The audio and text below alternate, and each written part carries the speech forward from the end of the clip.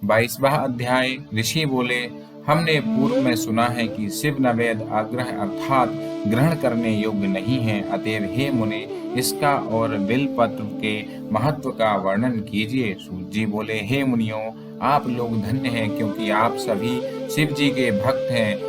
अब सावधान होकर सुनिए, मैं वह सब प्रीति सहित कहूंगा जो कि आप लोगों ने पूछा है। शिव भक्त पवित्र, शुद्ध, सत्यव्रती और दृढ़ निश्चय वाला होना चाहिए। ऐसा भक्त शिव जी का नैवेद्य भक्षण करने में आग्रह भवन को नहीं करता। शिव जी के नैवेद्य को देखकर तो पाप दूर हो भाग जाते हैं और उसका भक्षण करने पर तो अनेकों पुण्य प्राप्त होते हैं। शिव नैवेद्य का भक्षण करने से तो हजारों और अरबों यज्ञों से बढ़कर शिव सायुज्य की प्राप्ति होती है। जिसके घर में शिव जी के नैवेद्य का प्रचार होता है उसका सारा घर तो पवित्र है ही, साथ ही वह अन्य घरों को भी पवित्र कर देता है। अतएव शिव नैवेद्य को आया हुआ कर प्रसन्नता पूर्वक उसे सिरोधार्य करें। शिव जी का स्मरण करते हुए बड़े प्रयत्न से उसे भक्षण करें। शिव नैवेद्य को आग्रह समझकर उसे ग्रहण करने में जो विलंब करता है उस मनुष्य को पाप लगता है, वह बड़ा पापी है और नरक में जाता है। जो शिव नैवेद्य के ग्रहण की इच्छा नहीं करता, शिव दीक्षा से दीक्षित भक्त को शिव नैवेद्य भक्षण करना बड़ा सुप्रद है। शिव नैवेद्य ग्रहण कर ब्रह्मत्यारा भी पवित्र हो जाता है।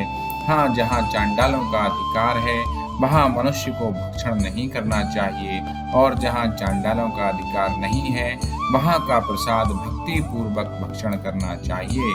बाणलिंग, लोहलिंग, सिद्धलिंग और स्वयंभू लिंग तथा संपूर्ण प्रतिमाओं में चांडाल का अधिकार नहीं है।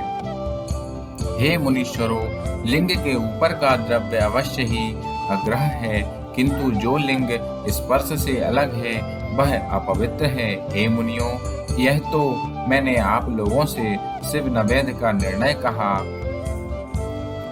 अब बिलपत्र का महत्व सुने।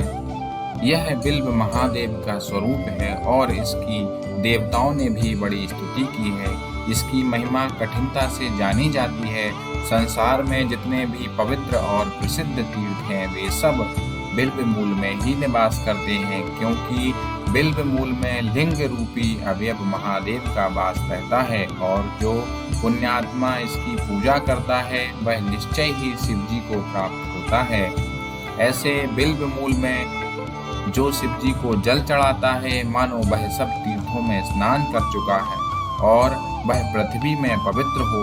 जो मनुष्य बिल्व मूल को गंध पुष्पादि से पूजता है वह शिवलोक को प्राप्त होता है तथा उसे संतान और सुख की वृद्धि होती है। जो आदर पूर्वक बिल्व मूल में दीपक जलाता है तथा उसकी शाखा को लेकर हाथ से उसके नवीन पत्ते ग्रहण कर बिल्व की पूजा करता है वह सब पापों से छूट जाता है। तथा जो बिल्व मूल में किसी शिव भक्त को भक्ति पूर्वक भोजन कराता है उसे एक के भोजन का करोड़ गुना फल होता है।